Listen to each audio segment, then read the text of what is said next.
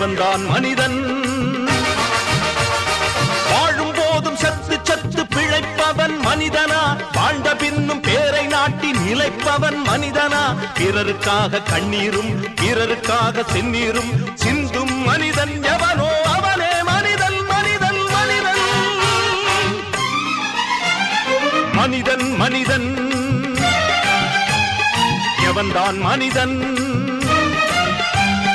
வாழும் போதும் செத்து செத்து பிழைப்பவன் மனிதனா?